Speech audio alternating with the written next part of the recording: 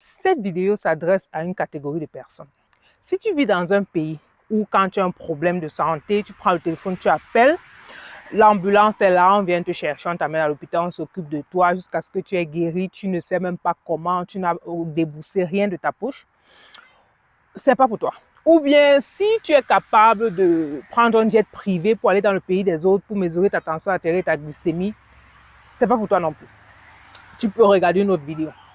Mais si tu n'appartiens ni à l'une ni à l'autre des catégories que je viens de citer, pardon, à cet on parle, parce que l'heure est grave. Salut à toi et bienvenue sur Médecine Facile. Moi, c'est Dr Letty, votre Gigi. J'utilise cet espace pour informer les femmes et les femmes enceintes sur des questions de santé et maladie, car je suis convaincue que la médecine primaire ou préventive, celle qui intervient avant l'apparition des maladies, elle est la meilleure forme de médecine. Et elle passe par la bonne information et la sensibilisation. Alors, si ta santé et celle de tes proches t'intéressent, si ce sont des thèmes qui te parlent, eh bien, abonne-toi et surtout, partage. Vous savez, dans certains contextes, quand on dit à un patient qu'on va l'opérer, mais alors il pense que c'est la mort. Donc, la famille commence même déjà à pleurer à la cour de l'hôpital. Le deuil commence.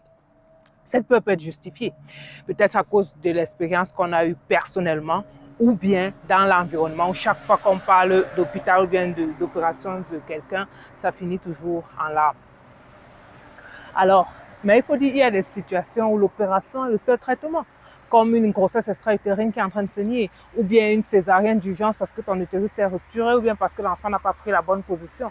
L'enfant doit sortir. Tu ne vas pas laisser le bébé dans le ventre jusqu'à ce qu'il aille même à la maternelle. Donc, il y a des situations où vraiment l'opération, c'est la seule issue. Eh bien, que faire pour tirer la meilleure épingle du jeu? Comment se préparer à ce genre de situation, donc quand on est dans des contextes difficiles? Cette vidéo se veut très pragmatique. Elle n'est pas là pour jeter le doigt accusateur sur qui que ce soit. Qui suis-je même d'abord pour le faire? C'est tout simplement une vidéo pragmatique pour vous donner des outils concrets.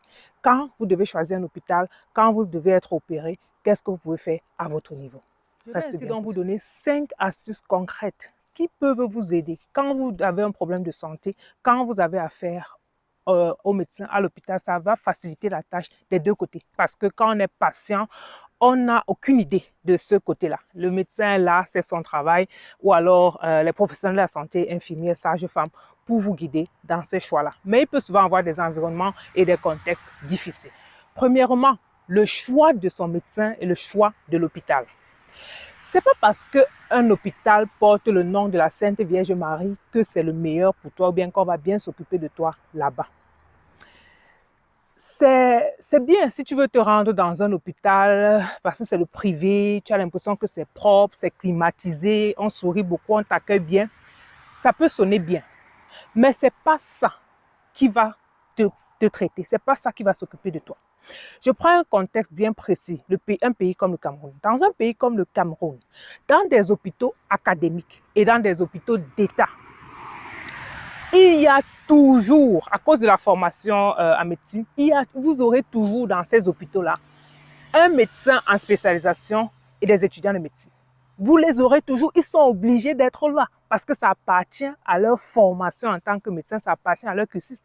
Ça fait que quand vous avez un accidenté, quand vous avez une urgence, si c'est dans ce genre d'hôpital que vous devez vous rendre. Parce que là, vous êtes toujours sûr d'avoir au moins un médecin en spécialisation, un étudiant de médecine qui est un médecin en devenir. En ce qui concerne le choix du médecin, vous savez, en médecine, il y a ce qu'on appelle des spécialités. C'est pas, normalement, il y a un médecin généraliste qui devrait vous conduire par là. Mais quand on n'est pas dans ce contexte-là, qu'est-ce qu'on va faire? Déjà, ça va souvent du bouche à oreille. Mais il y a des petites informations que vous manquez. Quand tu as un problème avec ton genou, par exemple, et tu sais que, ok, la voisine, elle avait déjà été opérée. Tu vas donc lui demander, voisine, tu avais été satisfait par le monsieur qui t'avait opéré là, donne-moi ton numéro. Ce que tu es en train d'oublier, c'est que la voisine, elle avait été opérée du ventre. Alors, le médecin qui opère du ventre, qu'on appelle chirurgien viscéral, ce n'est pas le même qui va opérer un problème de genou. D'accord? Si tu as un problème de genou, d'arthrose, ça doit être peut-être un orthopédiste qui doit s'occuper de toi. Ce n'est pas aussi le même qui opère un problème des nerfs. Ça veut dire, si tu connais un chirurgien comme étant quelqu'un qui s'occupe des problèmes du ventre et tu as un problème de nerfs, il dit qu'il peut aussi t'opérer il faut fuir. Parce que ce n'est pas sa spécialité. Et pour les femmes enceintes, particulièrement pour les femmes enceintes, vous êtes suivies pendant votre grossesse et vous devez accoucher dans une structure hospitalière. Eh bien, mesdames, choisissez bien où vous allez accoucher. Là où vous partez accoucher, si votre gynécologue, celui qui vous a suivi, s'il n'est pas là, est-ce que où vous avez choisi d'aller accoucher, on peut également prendre soin de vous? Ah, il peut être au village, un week-end, les enfants ne choisissent pas quand ils vont venir. Il faut que la structure où vous partez, que les personnes qui sont là ont également la même compétence pour s'occuper de vous, peu importe la situation. Est-ce qu'il y a un pédiatre? Est-ce qu'il y a des couveuses là-bas? Ce sont des questions que vous devez bien clarifier pour mieux choisir le centre où vous partez accoucher. Surtout quand vous savez que vous avez une grossesse à risque. Quand vous avez, par exemple, vous attendez par exemple des jumeaux, vous n'accouchez pas dans n'importe quel dispensaire. Vous devez accoucher dans des centres. Pourquoi? Parce que le problème avec les grossesses gémellaires, c'est la prématurité. Les jumeaux ils viennent pas à terme. Alors, il faut des personnes compétentes pour les prendre en charge. Sinon, ils vont mourir. Et ça se passe. Le deuxième point est un esprit critique. Qu'est-ce que je vous dis par là? Quand tu vas à l'hôpital ou bien quand tu accompagnes quelqu'un à l'hôpital, chaque fois, on te dit toujours les maux de tête. Par exemple, je prends un exemple banal. On te donne, on dit tu as les maux de tête. Chaque fois, on presse au paracétamol. 6 mois, le mot de tête paracétamol. 1 an, mot de tête paracétamol. Tu as toujours le même problème. Mais pose-toi les bonnes questions. Maux de tête même, ce n'est pas un diagnostic, c'est un symptôme. Qu'est-ce qui cause donc mes maux de tête? On doit me répondre à cette question. Qu'est-ce qui cause mes maux de tête? Peut-être il faut qu'on fasse un diagnostic poussé, peut-être il faut qu'on fasse un scanner, on fasse d'autres analyses pour savoir ce qui cause tes maux de tête. Et si tu ne le fais pas à temps, eh bien on peut le découvrir qu'il se fait déjà tard. On peut découvrir que les maux de tête étaient causés par une tumeur au cerveau et il se fait tard. Or, si on l'avait su à temps, si tu étais vigilant, tu t'es dit non. Ça ne peut pas continuer comme ça. 1 an, toujours la même chose, toujours le même traitement. Ça ne change pas. Il faut que je me cherche ailleurs. Un autre exemple. Tu accompagnes quelqu'un à l'hôpital ou bien tu vas à l'hôpital avec l'enfant.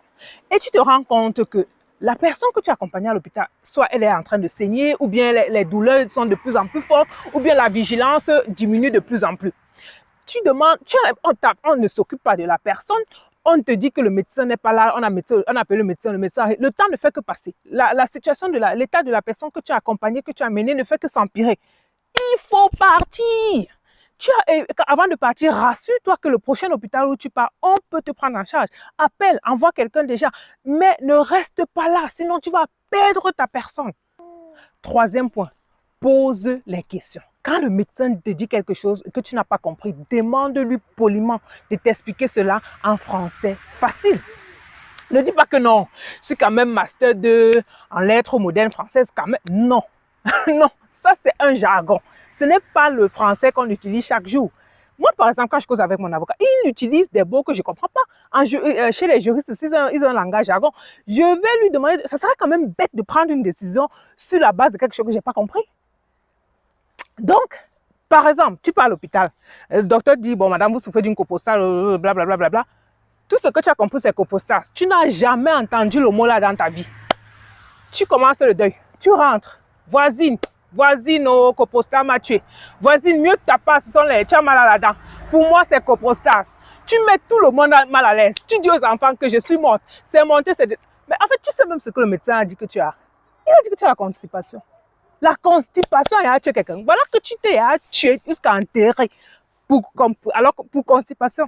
Tout ça parce que tu n'as pas compris ce qu'il a dit. Pose les questions. N'aie pas peur du médecin. C'est son rôle de t'expliquer. Il ne faut pas avoir peur de lui. Il faut lui poser des questions. Quand tu ne comprends pas, demande-lui qu'il t'explique. Il va le faire.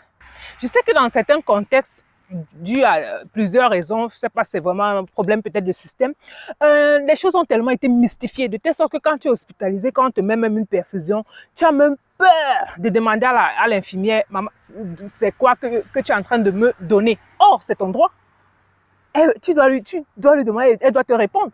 Et surtout qu'il y a même aussi des problèmes de confusion à l'hôpital. On peut donner le médicament à un patient alors que ce n'était pas sa part.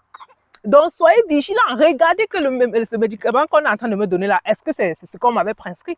Vous devez être actif pour votre propre santé. Le prochain point, ce sont les deuxièmes avis. Quand tu vas voir un médecin pour un problème, il te fait ses examens et il te donne sa conduite à tenir. C'est-à-dire, il te dit, OK, on va vous traiter comme ça ou comme ci. Si ce n'est pas une urgence et si vous avez besoin de plus de temps pour y réfléchir, ou bien si vous voulez prendre un deuxième avis, prenez le deuxième avis. c'est OK de prendre un deuxième avis, un troisième avis. C'est OK de demander à une autre personne. Ce n'est pas un problème, c'est votre droit. Ne vous laissez pas influencer par les... tu sais qui je suis, tu sais combien de personnes j'ai eu à traiter par rapport à ce problème. Tu penses... C'est pas un problème. Souvent même, on demande aux patients d'aller prendre un autre avis, d'aller causer avec leur médecin de famille parce qu'il les connaît. C'est OK, ça peut vous aider à mieux comprendre la situation. Donc, si vous avez besoin de prendre un deuxième avis, faites-le. Ne pas passer rester au quartier 1 mois, 2 mois. Tu dis que tu es en train de chercher le deuxième avis. Non. Si tu veux le faire, fais-le donc dans l'immédiat parce qu'il peut avoir des complications plus tard. Je vais finir par cette astuce-ci. Est une culture de la documentation et des bilans de santé. Quand tu vas à l'hôpital, quand tu es suivi, tu as besoin d'examens que tu fais. Quand tu fais ces examens-là, fais des copies que tu vas toi-même garder dans un classeur, dans un sac. Ne prends pas, tu donnes le médicament et toi, tu n'as rien. Ce sont tes examens. Garde-les. Parce que si tu as besoin d'un deuxième avis, par exemple, tu en auras besoin. Les ordonnances, fais des copies de tout que tu vas garder. C'est l'histoire de ta maladie. C'est très, très important. Une femme enceinte, par exemple, comment s'est passé tes grossesses? Est-ce que quand ou bien ton accouchement, est-ce que tu avais eu une éclampsie? Ça peut se répéter, c'est une information vitale. Est-ce que quand tu as accouché, le placenta n'est pas sorti? On a dû racler, tu as beaucoup saigné, tu as même eu besoin de transfusion. C'est une information très importante. Ça veut dire que pour ton prochain accouchement, on doit même avoir des poches de sang à côté. Ce n'est pas quand l'utérus commence à saigner qu'on cherche les donneurs. Non, un utérus qui saigne, c'est comme un robinet qu'on a ouvert. En quelques heures, tu es morte. Donc, c'est pour ça qu'il faut se préparer par rapport à ce genre de situation. Et pour cela, ton médecin a besoin de l'information. Toi qui m'écoutes, qui accompagne souvent maman, papa à l'hôpital, ton parent a fait un AVC, il a un diabète, il a une hypertension. Prends ton téléphone, ouvre l'application Note, écris ces informations-là et mets le nom, mets le sexe. Si tu connais son groupe sanguin, tu écris. Tu écris les maladies qu'il a, tu écris les médicaments qu'il prend et comment il les prend. Parce qu'en situation d'urgence, tu ne penses pas à tout ça. Or, si tu as noté ça quelque part, eh bien, tu ouvres, tu montres au médecin et ça aide. Parce qu'il y a imagine que quelqu'un a une allergie contre la pénicilline. C'est un antibiotique qu'on utilise beaucoup. Eh bien, on ne sait pas, on lui donne ça, ça va le tuer. Il y a des médicaments qui ne se supportent pas. Quand si on ne sait pas, on donne un autre médicament. Ça peut compliquer la chose. Donc, ayez la culture de la documentation. Et en ce qui concerne les bilans, une fois par an, faites-vous faire un bilan de santé. C'est très conseillé à partir de 40 ans, par exemple. Et ça ne veut pas dire que quand tu vas à machin où tu vois un tableau, on écrit laboratoire, venez faire vos bilans, ici tu cours, tu pars. Non. Avant de faire un bilan de santé, tu dois être vu par un médecin généraliste. Pourquoi? Parce que les examens dont tu as besoin pour ton bilan de santé sont adaptés à toi. C'est adapté à ton sexe, c'est adapté à ton âge, c'est adapté à ton histoire, à ta famille. Est-ce que dans ta famille, il y a telle ou telle autre maladie? C'est le médecin généraliste, après t'avoir consulté, après avoir causé avec toi, après t'avoir posé les questions, c'est lui qui va donc dire que ok, ton bilan doit faire ça, ça, ça. Une dernière chose, les amis, on ne ment pas au médecin. Quand le médecin vous pose des questions, il faut lui dire la vérité. Il a le secret médical, donc n'ayez pas peur qu'il va aller raconter à qui que ce soit. Ou bien encore les femmes, n'ayez pas honte de venir voir le gynécologue. Et vous prenez du n'importe quoi parce que vous avez honte et quand ça gratte, vous ne voulez pas venir. Ou bien quand ça sent. Non, c'est notre travail. Ce n'est pas un problème. Donc, mon ami, pas parce que tu vois un médecin, une femme, tu veux donc jouer au beau. Tu dis que non, non, non, j'ai pas vraiment mal, hein, c'est juste une petite gêne là. Et je voulais me rassurer que tout va bien. Mon ami, si tu as mal, dis que tu as mal. Quand tu auras la santé, tu vas jouer au beau. Donc, si vous ne donnez pas les informations correctes au médecin, ça va pas le conduire au bon diagnostic. On dit toujours la vérité au médecin. C'était tout. J'ai utilisé cette vidéo pour vous donner quelques astuces concrètes. J'espère que ça va vous aider. Quand vous allez à l'hôpital, soyez vigilants, ayez un esprit critique, posez des questions, n'ayez pas peur. C'était Dr. Lucie.